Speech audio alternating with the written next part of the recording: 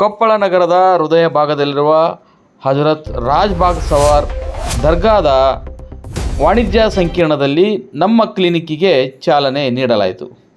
ಚಾಲನೆ ನೀಡಿ ಶಾಸಕ ರಾಘವೇಂದ್ರ ಹಿಟ್ನಾಳ್ ಮಾತನಾಡಿದರು. ಹಿರಿಯರು ಮಾತನಾಡಿದ್ದಾರೆ. ಇವತ್ತು ಭಾಳ ದಿನಗಳ ಕಲಸು ನಮ್ಮ ಕ್ಲಿನಿಕ್ ಆಗಬೇಕಂಥೇಳಿ ಸಮಾಜದ ಎಲ್ಲ ಮುಖಂಡರು ಒತ್ತಾಸೆ ಆಗಿತ್ತು. ಇವತ್ತು ನಾವು ಅದನ್ನು ಪ್ರಾರಂಭ ಮಾಡ್ತಕ್ಕಂಥ ಕೆಲಸವನ್ನು ಇವತ್ತು ನಾವು ಮಾಡಿದ್ದೇವೆ.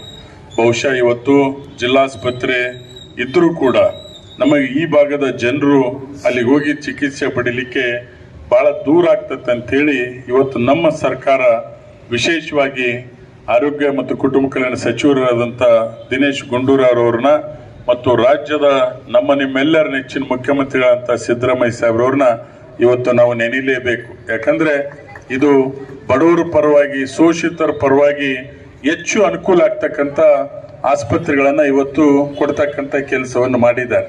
ಒಂದು ದಿಡ್ಡಿಕೇರಿಯಲ್ಲಿ, ಒಂದು ಈ ಭಾಗದಲ್ಲಿ, ಇನ್ನೊಂದು ನಾವು ಬನ್ನಿಕಟ್ಟಿ ಏರಿಯಾಕ್ಕೆ ₹1 ಕೋಟಿ ಕಟ್ಟಡಕ್ಕೆ ಅನುದಾನವನ್ನು ಈಗಾಗಲೇ ಕೊಡ್ತಕ್ಕಂಥ ಕೆಲಸ ಸರ್ಕಾರ ಮಾಡ್ತಾ ಇದೆ.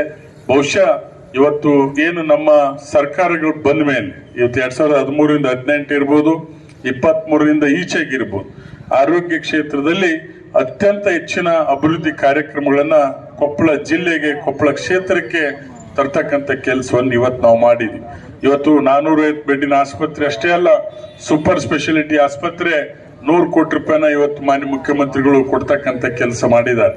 ಇವತ್ತು ನಾನು ಬಜೆಟ್ನಲ್ಲಿ ನಾವು ಮನವಿ ಮಾಡಿದ್ದೇವೆ, ನಮ್ಮ ಜಿಲ್ಲೆಗೆ ಒಂದು ಕ್ಯಾನ್ಸರ್ ಕೇರ್ ಸೆಂಟರ್ ಕೊಡ್ಬೇಕಂತ ಹೇಳಿ ಮಾನ್ಯ ಮುಖ್ಯಮಂತ್ರಿಗಳಿಗೆ ಒತ್ತಾಯವನ್ನ ಇವತ್ತು ನಾವು ಮಾಡಿದ್ದೇವೆ.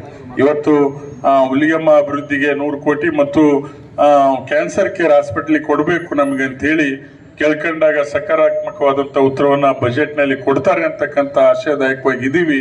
ಮತ್ತು ಏನು ಈ ಒಂದು ಸಮುದಾಯಕ್ಕೆ ಹೆಚ್ಚು 4 ಹಾಸ್ಟೆಲ್ಗಳನ್ನ ಈ ಹಿಂದಿನ ಆರ್ಥಿಕ ವರ್ಷದಲ್ಲಿ ಪ್ರಾರಂಭ ಮಾಡ್ತಕ್ಕಂಥ ಕೆಲಸವನ್ನ ಅಲ್ಪಸಂಖ್ಯಾತರಿಗೋಸ್ಕರ ಇವತ್ತು ನಾವು ಮಾಡಿದೀವಿ.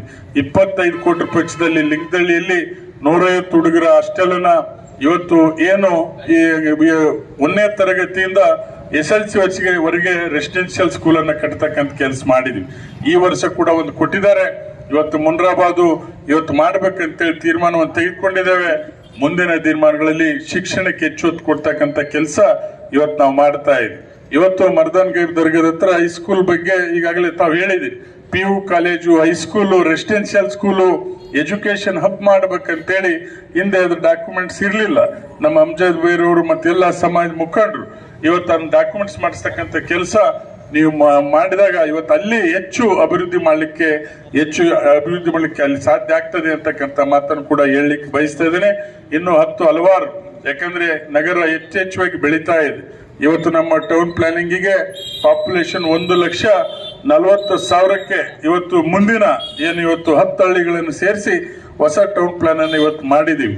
ಹೆಚ್ಚು ಇನ್ನ ಅನುದಾನ ತರತಕ್ಕಂಥ ಕೆಲಸ ಇರ್ಬೋದು. ಈಗಾಗಲೇ ನಮ್ಮ ನಗರಕ್ಕೆ 24x7 64 ಕೋಟಿ ವೆಚ್ಚದಲ್ಲಿ ನೀರು ಕೊಡ್ತಕ್ಕಂಥ ಕೆಲಸ ಮಾಡಿದ್ವಿ. ಮತ್ತೆ ನಮ್ಮ ಸಹೋದರಂತ urban development minister Suresh Rao ಮತ್ತೆ ಸೇವಿಂಗ್ಸ್ ಅಲ್ಲಿ 125 ಕೋಟಿ ಕಾತರಿಕೆ ಗುಡ್ಡಾನೂರ್ಲಿಂದ ಬೇಡ, ಮತ್ತೆ ಡೇಟಾ ಸ್ಟೋರೇಜ್ನಿಂದ ಇನ್ನೊಂದು parallel pipeline, filter bed, pump house ಮಾಡ್ತಕ್ಕಂಥದಕ್ಕೆ ಈಗಾಗಲೇ DPR ಮಾಡ್ತಾ ಇದ್ದೇವೆ. 10 MLD ನೀರಿಗೆ ಪ್ರಾಜೆಕ್ಟ್ ಅನ್ನು ಮಾಡಿ ಇವತ್ತು 15,000 ಮನೆಗಳಿಗೆ ಟ್ಯಾಪ್ಸ್ ಕೊಡ್ತಕ್ಕಂಥದ್ದು ಕಾರ್ಯಕ್ರಮ ಈಗಾಗಲೇ DPR ಅಲ್ಲಿ ಮಾಡ್ತಾ ಇದ್ವಿ. ಅಂದ್ರೆ ನಮಗೆ ಮುಂದಿನ ಗುರಿ ಕೊಪ್ಪಳದಲ್ಲಿ ಪ್ರತಿಯೊಂದು ಮನೆಗೂ ಕೂಡ ಇವತ್ತು ಶುದ್ಧ ಕುಡಿಯ ನೀರು 24x7 ಸಿಗಬೇಕಂತೇಳಿ ನಮ್ ಕನಸಾಗಿದೆ.